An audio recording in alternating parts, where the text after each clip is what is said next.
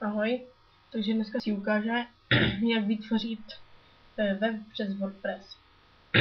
Takže si pustíme internet.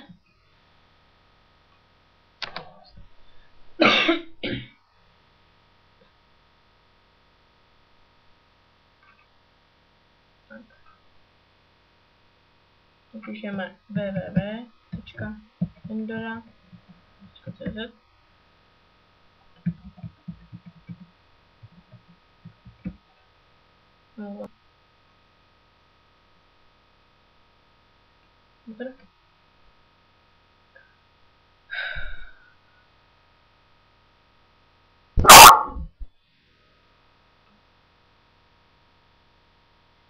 Tak, dáme založit domén od 4 řádu a napíšeme si prostě, jak chceme.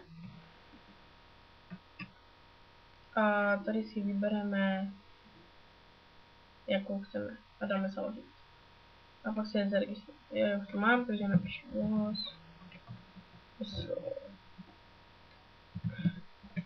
tak, přihlasit.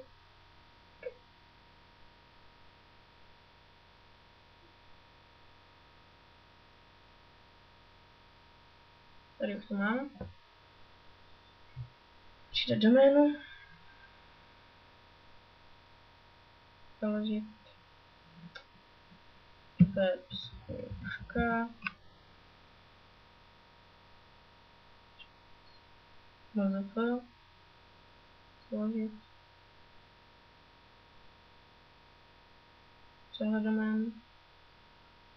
Tady mám, takže dám aplikace. Rozebereme kolečko. Tady máme různé ty. Ale nejlepší je WordPress, takže my si vybereme WordPress. Vám to tady ukážu. Tady si dáme prostě nejvyšší verzi, hlavně ať je to v češtině. A nainstalovat.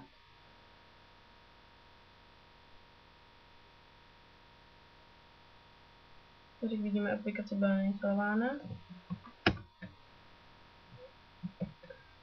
Tak, dáme přehled domén. Teď to pustím. Musím chvilku počkat.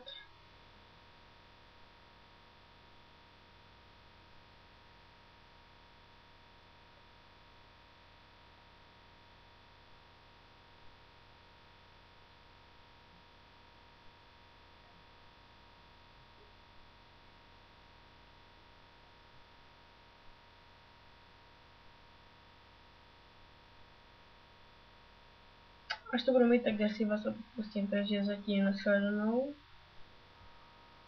Jsem zpět, takže bohužel mi to nešlo, takže já jsem si resetoval ten svůj web, takže teď vám to ukážu.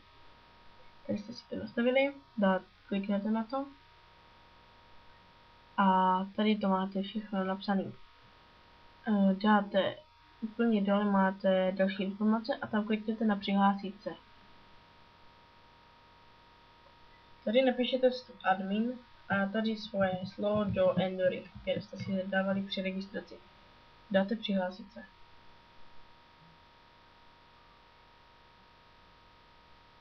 Tak a jste v administraci. Teďka si najdete na vzhled a dáte widgety. Všechny widgety vyhodíte a vložíte si tam další informace. Tak. Tohle je všechno. Podívám se na to. Jo. Teďka dáme šablony. Tady máte různé šablony na to. Dáte instalaci šablon a najdeme si na www.chemsunion.com a tam si najdeme, jakou chceme. Já si tady dám game. Tady si napíšu Gamex. Jo, tam. Tak a tohle na to otevřete a dáte si do Void. Všechny stránky, co používám, vám dám pod video. Dám do Void. Já už to mám stáhne, takže to nebudu znovu stahovat. Poté, jak se vám to stáhne, nebudete nic otvírat a dáte nahrát soubor.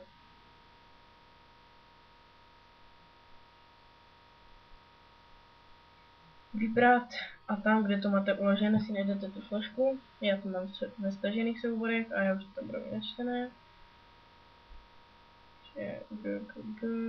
Tady Blue Games.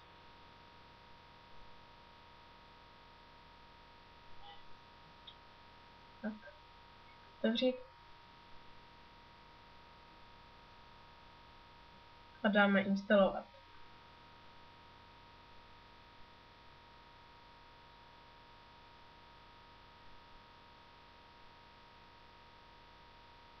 Tak. Když se to nainstaluje, tak dáte aktivovat tady. Tak. A už to tam mám. Podívám se.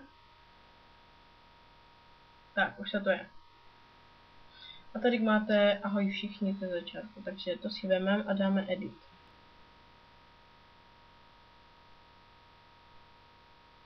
Tak. To smažem. Tak, teď to smažem. A napíšeme třeba ahoj, toto je můj TO. A o čem to máte? Dám aktualizovat. Teďka to tam mám, potom se na HTML. Jo. Tam mám. Stránku. Vidíte, už se to mám. No to bude hezčí. Tak. Tady můžete dát komentáře. Když se musí přihlásit. Tak a tady máte různé stránky RSS, jestli víte, co to je. Si dáte nějakou stránku, to. Tak. Co bych vám ještě mohl ukázat? Jo. Tak, to už máme takové. Dáme si vzhled a dáme time optimals. Tady si můžete nastavit, co to máte za kategorie a takové ty věci, které máte stránku a tak to už asi to vidíte sami. Tady si můžete přehled odkazů, tady máte různé odkazy. No, to bude asi všechno.